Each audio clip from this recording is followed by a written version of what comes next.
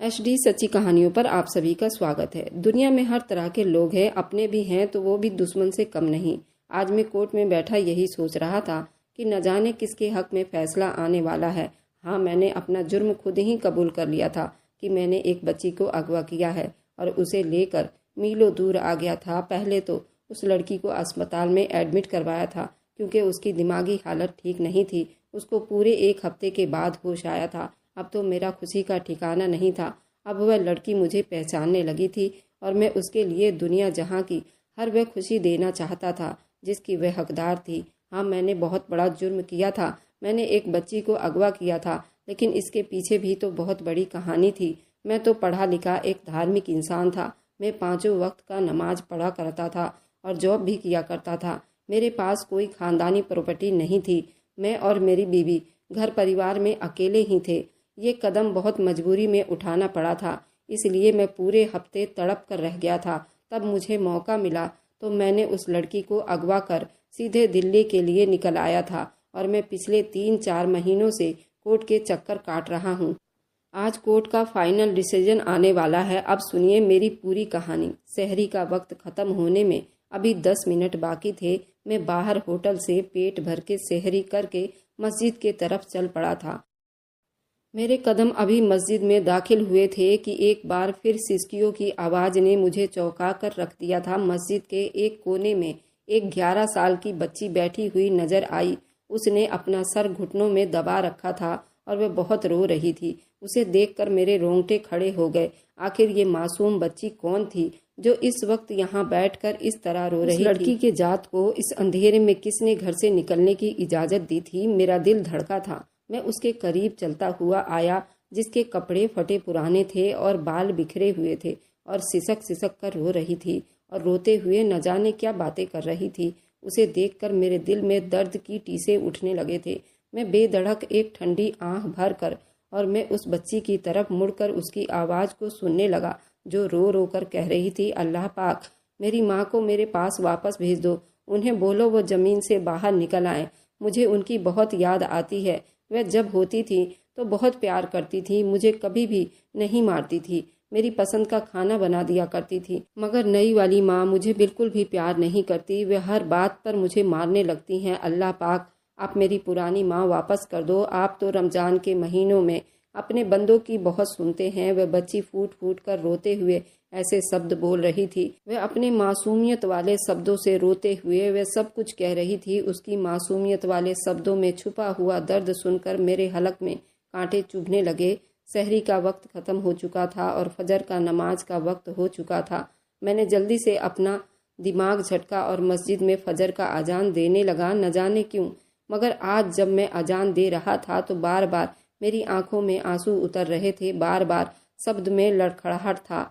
दिल में एक ही दुआ थी कि ए खुदा, इस मासूम बच्ची के दुख तकलीफ को ख़त्म कर दे। अगर हो सके तो उसके हिस्से का गम मुझे दे दे, मगर उसे हर तकलीफ से बचा ले। मैं अजान देकर जब वापस मुड़ा तो मेरी आंखों से आंसू बह रहे थे। मैं हिचकी बांधे वहीं बैठकर रोने लगा। दिल में उस बच्ची का दर्द मुझे इस तरह महसूस हो रहा था, मैं बता नहीं सकता। शायद इसलिए कि मेरी अपनी कोई औलाद नहीं थी। मैं 15 सालों से बे औलाद था। मेरी बीवी बांस थी, मगर उसके बावजूद मैंने कभी औलाद के खातिर दूसरी शादी नहीं की। मैं उठा और उस बच्ची के पास वापस जाने लगा, मगर जब मस्जिद के आंगन में आया तो वहाँ पर वह बच्ची मौजूद नहीं थी। वे जा चुकी थी। मैं मस्जिद के बाहर तक देखने गया, मगर नमाजियों का झुंड मस्जिद में दाखिल हो रहा था। वह बच्ची न जाने कहाँ जा चुकी थी। खैर, नमाज का वक्त था और मैंने जल्दी नमाज अदा की। न जाने कैसे जालिम लोग थे जिन्हें इतनी मासूम नन्ही कली पर जरा भी रहम और तरस नहीं आया था और वे उस पर जुल्म किया करते थे। शायद ये भी कयामत की निशानियों में से एक थी। खैर, मैं नमाज पढ़ने के बाद कुछ देर वहीं बैठा रहा और फिर घर की तरफ बोझल कदमों से चल पड़ा। घर आया तो मेरी बीवी अभी तक सो रही थी। उसका तो रोज का आदत यही था। वह रमजान में भी ना रोजा रखती थी, ना ही कोई नमाज पढ़ती थी। शायद उसको भी अल्लाह पर से विश्वास उठ गया था। शायद वह भूल गई थी कि उसको भी इस दुनिया में भेजने वाले भी अल्लाह हैं। वह सिर्फ अपनी औलाद पाना चाहती थी। इसी वजह से वह अल्लाह से बहुत नाराज रहा करती थी और अल्लाह के दी हुई और चीज़ों की शुक्रिया अदा नहीं करती थी। मैं उसे बहुत समझाता था, मगर उसे अपने आखिरत की कोई फिक्र नहीं थी। वह तो दिन चढ़े तक सोती रहती। मैं कुछ देर कुरान शरीफ पढ़ा और फिर काम पर निकल गया। सारा दिन मेरा ध्यान उस बच्ची की तरफ ही रहा। मगरिब से पहले मैं काम से छुट्टी लेकर घर आ चुका था। रमजान में फजर और मगरिब की अजान में खुद मोहल्ले की एक मस्जिद में जाकर दिया करता था। आज फिर मैं अफ्तारी के वक्त मस्जिद में पहुंच चुका था। मैंने एक बार फिर मस्जिद में तलाशती हुई नज़रों से उसे देखा। शायद वो बच्ची यहाँ मौजूद हो, मगर वह यहाँ नहीं थी। खैर, मैंने अफ्तारी की और नमाज अदा की और जो ही वापस आने के लिए पलटा तो मस्जिद के बड़े दरवाजे के बाहर, जहाँ नमाजी जूते उतार कर रखते हैं, वहाँ पर वही बच्ची बैठी हुई थी। वह अपने पैरों के तलों को जमीन पर लगाए बगैर बैठी थी। उसकी आंखों में आंसू थे और वह रो रही थी। बार बार अपनी आंखों में आए आंसू साफ करती और फिर एक नज़र अपने पैरों पर डालती। उसके पैरों के नीचे सुर्ख लाल निशान बने हुए थे। ऐसा लगता था जैसे उस बच्ची के पैर को जलाए गए हों और नंगे पैर चल के आने की वजह से उसके जख्मों में मिट्टी जा चुकी थी। उस बच्ची को जब मैंने उस हालत में देखा तो मेरे रोंगटे खड़े हुए, मेरे आंखों में पानी उभरने लगा। वह बच्ची अपनी ही ध्यान में बैठी थी, अपने पैरों से मिट्टी साफ करने की कोशिश कर रही थी। वह दर्द से सिसक रही थी और रोते हुए एक बार फिर खुदा से बात करने में बिजी थी। वह रोते हुए कहने लगी, या अल्लाह, आज मैं आपके घर में अंदर नहीं आ सकती। मेरी माँ कहती थी मस्जिद अल्लाह ताला का घर होता है। मैं आज इन पैरों के साथ मस्जिद के अंदर दाखिल नहीं हो सकती, वरना आपका ये घर गंदा हो जाएगा। आप मेरी बात यहीं से सुन लीजिए, मेरी दुआ कबूल कर लीजिए। मुझे और कुछ नहीं चाहिए। जैसे ही मेरे पैर ठीक हो जाएंगे मैं दोबारा मस्जिद के अंदर बैठकर आपसे दुआ मांगूंगी। उस बच्ची की मासूमियत भरे शब्दों में इस तरह दर्द था कि मेरी आंखें छलक पड़ी थी। वह बच्ची इतनी मासूमियत से अपने अल्लाह पाक से दुआ मांग रही थी, मेरा दिल भर आया। इस तरह मासूम शब्द था ना कोई बनावटी था और ना ही कोई लालच। एक बार फिर रोते हुए कहने लगी, मेरी मम्मी को बोलो कि वो कब्र से बाहर आए। वह जमीन से बाहर आए और दोबारा आकर मेरे पास रहने लगे। उनके बगैर तो मुझे नींद नहीं आती। मेरी दूसरी मम्मी मुझे खाना नहीं देती। मैं भूखी प्यासी बैठी रहती हूँ। वह मुझे बात बात पर मारती है। आज भी उसने मुझे जल्दी जल्दी सारे घर का काम करने को कहा था, मगर मैं ना कर सकी क्योंकि मेरी तबीयत खराब थी। मगर उसके बावजूद भी मेरी नई माँ ने मुझे बहुत मारा है और फिर अपने पास बिठाकर जलते हुए कोयले मेरे पैरों पर लगाए हैं। और नई माँ कह रही थी, अब तू तेज भाग भाग कर काम किया करेगी। मुझे बहुत दर्द हुआ था। मैं चिल्लाती हुई रह गई थी, मगर मेरी मदद को कोई भी नहीं आया था। मेरी माँ ने मेरे दोनों पैर जला दिए थे और आप मेरी मम्मी को वापस लौटा दो। मैं उस बच्ची से कुछ दूरी पर खड़ा था, उसकी सारी बातें चुप से सुन रहा था। मेरे आंसू बह रहे थे, मगर मैं उस बच्ची के पास ना गया क्योंकि मैं जानना चाहता था आखिर वह रहती कहाँ है। कुछ देर के बाद वह बच्ची अपनी जगह से उठी और बड़ी मुश्किल से लड़खड़ाते हुए वहां से जाने लगी। वह बहुत ही मुश्किल से चल रही थी क्योंकि उसके पैरों के दोनों तलवे जख्मी थे, मगर उसके बावजूद भी उस बच्ची का अल्लाह ताला से मोहब्बत मेरा सलाम था, जो इतनी छोटी और मासूम थी कि अल्लाह को अपने दुख सुनाने के लिए मस्जिद तक आया करती थी। मैं उस बच्ची का पीछा करता रहा और वह चलते चलते एक घर के पास आकर रुक गई। वह घर हमारे गाँव का ही एक घर था। वह बच्ची उस घर के बाहर आकर बैठ गई। उसने दरवाज़ा खटखटाने की कोशिश नहीं की थी, शायद इसलिए कि अंदर मौजूद आदमी एक बार फिर आग बबूला हो जाएगा। मैं कुछ दूरी पर आकर खड़ा हो गया, यहाँ सारा माजरा देख रहा था।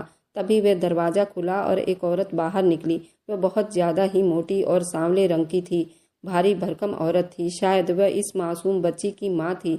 उसने जैसे ही उस बच्ची को घर के बाहर देखा तो वह तेवर चढ़ाए हुए उसे देखने लगी और फिर कमर पर हाथ रखकर बोली, तू कहाँ मर गई थी? क्या तुझे पता नहीं है कि घर के काम भी करने हैं? रोजाना न जाने कहाँ निकल जाती है। तेरे बाप को आने दे, तेरी शिकायत करती हूँ। उस लड़की ने जब ये सुना तो वह कांप कर रह गई थी और रोते हुए कहने लगी, मैं तो मस्जिद के बाहर गई थी। मैं तो रोज अल्लाह ताला से बात करने जाती हूँ। उस औरत ने उसकी बात का कोई जवाब नहीं दिया और उसको बालों से घसीट कर अंदर ले गई। और अब दरवाजा बंद हो चुका था। कुछ देर के बाद अंदर चीखने चिल्लाने की आवाज आने लगी। वह औरत उस बच्ची के मुंह पर थप्पड़ी थप्पड़ मारे जा रही थी। वह उसको ऊंची आवाज निकालने से भी सख्ती से मना कर रही थी। मैं कितनी देर दरवाजे के कान लगाए ये सब सुन रहा था। मुझे अब उस पर बीते हुए हर जुल्म की जानकारी हो चुकी थी। मैं खुद गवाह था। कुछ देर के बाद बच्ची के रोने की आवाज आना बंद हो गई।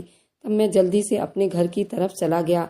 आज मुझे घर आने में काफ़ी देर हो चुकी थी। जब बीबी ने वजह पूछी तो मैंने फ़िलहाल अपनी बीबी को कुछ भी नहीं बताया और बात को टालकर सोने के लिए लेट गया। मेरी आंखों से नींद तो कोसों दूर थी। मुझे बस अगली सुबह का इंतजार था। मुझे जो कुछ करना था मैं सोच चुका था। मैं जल्दी से सुबह उठा और सहरी की और मस्जिद की तरफ जाने लगा था, ताकि वे बच्ची वहाँ आ जाएगी तो मैं उससे बात कर सकूं। मैं जो ही मस्जिद में दाखिल हुआ तो मस्जिद में उस वक्त कोई भी नमाजी नहीं आया था। अजान होने में अभी आधा घंटा बाकी था। मैं जब मस्जिद में दाखिल हुआ और बाएं दाएं नजरें दौड़ाई तो वह मस्जिद के एक कोने में मुझे नजर आई, तो वहीं फर्श पर लेटे हुए सो रही थी। शायद वह बच्ची सारी रात यहीं मौजूद थी, क्योंकि रमजान के महीने में हमारी मस्जिद रात को भी खुला करती थी। अक्सर लोग यहाँ इबादत करने आते थे। मैं उस बच्ची के करीब आया। वह सुकून से सो रही थी। उसके चेहरे पर नील पड़े हुए थे, जैसे कोई उसे बहुत तेज मारा हो। उसके बाल बिखरे हुए थे, बिल्कुल ऐसे जैसे माँ के मर जाने के बाद बच्चों का ख्याल रखने वाला कोई नहीं होता। उसके कपड़े भी बिल्कुल घिसे और फटे पुराने थे और जगह जगह से फटे हुए थे। शायद उस बच्ची ने अपना जिस्म छुपाने के लिए खुद ही धागे की मदद से पैबंद लगाने की कोशिश की थी, क्योंकि वह बहुत बड़े लग रहे थे। यूं लगता था जैसे वह बच्ची कितनी देर अपने अल्लाह पाक से बातें करते करते यूं ही लेटकर सो चुकी थी, जैसे एक बच्चा अपनी माँ के गोद में सुकून महसूस करके सो जाया करता है। मैंने अल्लाह ताला से दुआ कर रहा था कि उस जैसे कितने ही लाखों बच्चे होंगे, अल्लाह उन सब पर अपना करम फरमाए। ये शब्द कहते हुए मेरी आंखों से आंसू और मेरे होंठ कांप रहे थे। अचानक उसी वक्त वह बच्ची उठकर बैठ गई। जब उसने अपने से कुछ दूरी पर मुझे देखा तो वो फौरन कांपकर अपनी आंखें मसलते हुए मुझसे दूर हो गई। मैंने उस बच्ची को यकीन दिलवाया कि मैं उसका भला चाहता हूँ, उसकी ज़िंदगी के बारे में सुनना चाहता हूँ। आखिर वह रोज़ यहाँ क्यों आ जाती है? वह औरत आखिर कौन है जो उसे मार पीट रही थी? उसने जब मेरा ये शब्द सुना तो वह जल्दी से नॉर्मल हो गई। उसके आंखों से आंसू बहने लगे और रोते हुए कहने लगी, कुछ महीने पहले मेरी मम्मी की मौत हो गई थी। मेरे पापा तो यही चाहते थे कि मम्मी की मौत हो जाए। उनकी मौत हो गई तो पापा ने अपनी पसंद की औरत से शादी करके उसे घर ले आए। पापा को मुझ में कोई दिलचस्पी नहीं थी। नई मम्मी ने आते ही मुझ पर जुल्म करना शुरू कर दिया।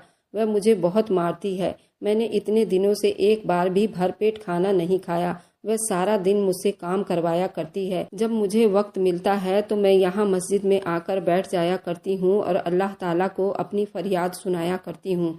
यही दुआ करती हूँ कि मेरी नई माँ को वापस बुला लो, क्योंकि वह मुझे अच्छी नहीं लगती। मुझे बस अपनी पुरानी माँ वापस चाहिए। वह बच्ची रोते हुए अपने पैर आगे करके मुझे दिखाने लगी, जिन पर उसने अपना दुपट्टा काट कर बांधा हुआ था, और वह रो कर कहने लगी, आज तो मुझे अल्लाह ताला से बात करनी थी, इसलिए मैं अपने पैरों में दुपट्टा बांध कर आई हूँ, ताकि मेरे पैरों की मिट्टी मस्जिद को खराब ना करे। इस बच्ची की मासूमियत और तकलीफ सुनकर मैं हिचकिची बांधे रोने लगा। वह बच्ची मेरी बेटी तो ना थी, मगर उसके बावजूद भी मैं उसके सर पर हाथ रखकर बेतहाशा रोने लगा। दिल से बस यही दुआ निकली कि अल्लाह ऐसे जालिम लोगों को गर्क कर दे जो अपने मासूम बच्चों पर जुल्म सितम करते हैं। उस बच्ची की आंखों में कई उम्मीद थी, जो शायद उसकी सौतेली माँ के जुल्म करने से खत्म हो चुकी थी, और वे अब खुलकर बताने लगी। पापा ने कहा था कि वे ईद के दूसरे दिन मेरी शादी करवा देंगे और मुझे अच्छे घर में विदा कर देंगे। उन्होंने तो एक अंकल से पैसे भी लिए हैं। उनका कहना था कि मेरे पति ने उनको दिए हैं। उस बच्ची की बातें सुनकर मेरे होश उड़ चुके थे। वह इंसान इस तरह जालिम भी हो सकता था। पहले उसकी सौतेली माँ उस पर इस तरह जुल्म करती रहती थी, और अब उसका सगा बाप भी उसके साथ ऐसा जुल्म करने लगा था। अब मैंने ठान ली थी कि मैं अब उस बच्ची को ज़्यादा वहाँ रहने नहीं दूंगा और उसे अपने घर ले जाऊंगा। उसको अपनी बेटी बनाकर रखूंगा, इतनी मोहब्बत दूंगा जैसा वे सोचा करती थी। मैंने उस बच्ची को कहा कि तुम मेरे साथ मेरे घर चलो, मैं उसे बाप बनकर प्यार दूंगा और मेरी बीवी उसे माँ जैसी मोहब्बत देगी। उस लड़की के चेहरे पर एकदम से चुप्पी छा गई। वह मुझे देखने लगी और बोली, मैं ऐसा कभी नहीं करूंगी। मेरे पापा मुझे जान से मार देंगे। मैं अपने अल्लाह से पुरानी माँ मांग रही हूँ। वह आ गई तो सब कुछ ठीक हो जाएगा। मैंने उसे समझाते हुए कहा कि बेटी, जो इंसान इस दुनिया से एक दफ़ा चला जाए और मिट्टी के नीचे दफन हो जाए, कभी भी दोबारा वापस नहीं आता। देखो, तुम अपने अल्लाह पाक से दुआ किया करती थी तो अल्लाह पाक ने मुझे तुम्हारी मदद के लिए भेज दिया है। अब तुम उसे अल्लाह की रजा समझो और मेरे साथ मेरे घर चलो। मगर वह बच्ची चुप हो गई और वहां से उठकर घर की तरफ जाने लगी। शायद उसे मुझ पर भरोसा नहीं था। मैंने उस बच्ची पर फिलहाल ज़्यादा दबाव डालना अच्छा नहीं समझा और मैंने फजर की नमाज अदा करने के बाद अपने घर की तरफ चला आया था। मैंने अपनी बीवी से भी इस बारे में बात की। वह सुनकर पहले तो चुप हो गई और फिर बोली कि हाँ, अगर वह लड़की हमारे साथ रहना चाहे तो रह सकती है। हम उसे अपनी औलाद जैसी मोहब्बत देंगे। उस दिन तो मैं काम पर चला गया, मगर जब रात को वापस आया तो मुझे उस घर से चीखने, चिल्लाने और रोने की आवाज़ आने लगी। उस मासूम बच्ची पर एक बार फिर जुल्म किया जा रहा था। मैं वहीं उसके घर के बाहर खड़ा हो गया। कुछ देर के बाद दरवाज़ा खुला और उस घटिया बेहुदा औरत ने उस बच्ची को घर से बाहर फेंक दिया, जैसे किसी कचरे को फेंका जाता है। इस तरह वह बच्ची मुंह के बल जमीन पर गिर गई थी। उसका चेहरा जख्मी हो गया था, उसके होठों से खून आने लगा था। वह बहुत रो रही थी। मैं आगे बढ़ा और उस बच्ची को अपने गोद में उठा लिया। वह बच्ची बेहोशी की हालत में थी। उसे कुछ भी समझ नहीं आ रही थी कि वह कहाँ जा रही है और उसके साथ कौन है। बस खुदा का नाम लिए जा रही थी। मैं उसे वहां से उठाकर अपने घर ले आया और अपनी बीवी को सौंप दिया। बीवी ने जब उसकी हालत देखी तो उसकी आंखों से आंसू बहने लग गए थे। वह बच्ची अभी तक यूं ही बेहोशी के हालत में थी और बुखार से तप रही थी। मैं और मेरी बीवी ने फैसला कर लिया था, अब हम यहाँ नहीं रहेंगे, बल्कि अब शहर चले जाएंगे। उसी रात हमने उस बच्ची को अपने साथ लिया और अपना सारा सामान इकट्ठा किया। रातों रात दिल्ली की तरफ रवाना हो गए। 2 दिन में ही हमने एक अच्छा सा मकान देखकर उसमें रहने लगे, क्योंकि पहले ही मैं दिल्ली में गाजियाबाद के पास काम करता था और यहाँ से काम करके मैं मेरठ जाता था। अगली सुबह जब बच्ची को होश आया, वह हैरान थी। वह डर से कभी मुझे देखती तो कभी मेरी बीवी को देखती और रोने लगती कि मुझे घर छोड़कर आ जाओ, ना तो मेरे माँ बाप मुझे मारेंगे। इतनी सुबह हो चुकी है, मुझे तो उनके घर के सारे काम करने थे। मैंने और मेरी बीवी ने उस बच्ची को समझाया कि वह उस हैवान औरत के चुंगल से निकल चुकी है। अब वह हमारी बेटी है और हमारे साथ रहेगी। मेरी बीवी उसे बहुत प्यार करती थी और अपनी औलाद जैसा समझती थी। मैं भी उसे बाप जैसा मोहब्बत देने लगा। 1 हफ्ते के अंदर ही अंदर वह हमारे साथ खुश रहने लगी। 1 हफ्ते में ही मैंने उस बच्ची के चेहरे पर डर को हटाकर खुशियां भर दी। मैं वहाँ कंपनी में तो पहले ही जॉब किया करता था और ईद आने से पहले मैंने उस बच्ची को खूब शॉपिंग करवाई। उसकी पसंद के सूट लिए, उसकी मन पसंद के चीजें लेकर दी। चांद रात ऐसे ही गुजर गया। हमारी जिंदगी तो जैसे खुशियों से भर चुकी थी। वह बच्ची इस दुनिया की तरफ लौट आए थी। उसकी अल्लाह ताला से मोहब्बत देखकर मेरी बीवी का दिल भी इबादत की तरफ आने लगा था। वह दोनों बिल्कुल माँ बेटी जैसी लग रही थी। वह बच्ची मेरे लिए बहुत खुशकिस्मत साबित हुई थी। एक दिन दरवाजे पर किसी की आने की आहट हुई तो बाहर से किसी फकीर की आवाज आई। मेरी बेटी ने जब उसे 10 का नोट निकाल कर दिया और मैं उसे मुस्कुराकर जाने को कहा था, मगर वह जो ही दरवाजा खोलकर खड़ी हुई, उसकी चीख की आवाज आई। मैं बौखलाकर बाहर आया। मेरी बीवी जो पड़ोस के यहाँ गई हुई थी, वह भी उस आदमी के साथ खड़ी थी और मेरी बीवी के बाल उसके चंगुल में थे। वह मेरी बीवी को बालों से पकड़े हुए अब मेरी बेटी की तरफ बढ़ रहा था। बोला, मैं तुम पर केस करूंगा कि तुम मेरी बेटी को अगवा करके लाए हो। शोर शराबा सुनकर वहां मौजूद सभी लोग इकट्ठे हो चुके थे। मैंने अपनी बेटी को छुड़वाया तो उसने मेरी बेटी को पकड़ा और हकीकत में वह उस बच्ची का असली बाप था जो उसे ढूंढते ढूंढते यहाँ तक आ गया था। मेरी बेटी जो बिल्कुल किसी फूल की तरह खिली हुई थी, अपने असली बाप को देखकर उसका रंग बिल्कुल पीला पड़ चुका था। वह फिर मुझे दिमागी मरीज जैसे लगने लगी थी। वह रोने लगी थी। मैंने उस आदमी से अपनी बेटी को छुड़वाया और उसे थप्पड़ मारकर बोला कि केस तो तुम जैसे हैवान पर बनेगा जो अपने बच्चों पर इस तरह जुल्म करते हैं। मैंने जल्दी पुलिस को कॉल की और सारी हकीकत उनको बता दिया। बच्ची ने भी अपने असल बाप और सौतेली माँ के बारे में गवाही दी, जिसके बाद वे दोनों को पकड़कर ले गया और हम दोनों मियाँ बीबी केस लड़ने लगे। केस लड़ते लड़ते पूरे 6 महीने बीत गए थे। अदालत ने फैसला हमारे हक में सुनाया था। जब बच्ची से गवाही ली गई तो उसने यही कहा कि मैं इन्हीं के साथ रहना पसंद करूंगी। मैं अपनी बच्ची को अपने साथ लगाए वापस अपने घर की तरफ आ गया था और अब हम हंसी खुशी रहने लग गए थे। आज मेरी बेटी 18 साल की हो गई है और उसने 12वीं कक्षा फर्स्ट डिवीजन से पास किया है। मैं उसको आगे भी पढ़ाना चाहता हूँ। मेरी बेटी मुझे और मेरी बीवी से इतनी मोहब्बत करती है। मैंने एक दिन कहा, मैंने तुम्हारे लिए एक रिश्ता देखा है और अब तुम विदा होकर अपने ससुराल चली जाओगी, हम दोनों मियाँ बीवी फिर से अकेले हो जाएंगे। तो वह इस बात पर बहुत नाराज हो गई और कहा, मैं ऐसे शादी नहीं करूंगी और ना ही मैं अपने माँ बाप को छोड़कर कहीं जाऊंगी। हाँ, मैं शादी उसी से करूंगी जो मेरे साथ मेरे माँ बाप के घर में रहे। पर ये बात मैंने तो उससे मजाक में कही थी। सच कहूँ तो मैं भी यही चाहता हूँ कि कोई ऐसा लड़का हो जो मेरी बेटी के साथ आकर मेरे घर में ही रहे और मेरा बेटा बन जाए। हम शबनम को अपने घर से नहीं भेजना चाहते। आप लोगों के नज़र में कोई लड़का है तो ज़रूर बताइएगा। मेरी बेटी शबनम अब 26 साल की हो गई है। इसी जिद में है कि मैं अपने ससुराल नहीं जाऊंगी, अपने माँ बाप के साथ ही रहूंगी। हाँ, जो लड़का राजी हो जाए कि वह मेरे साथ मेरे ही माँ बाप के घर में रहे तो मैं शादी कर सकती हूँ, वरना मैं पूरी जिंदगी कुंवारी रह लूंगी। पर मैं आप लोगों को छोड़कर कहीं नहीं जाऊंगी। क्या शबनम का फैसला सही है?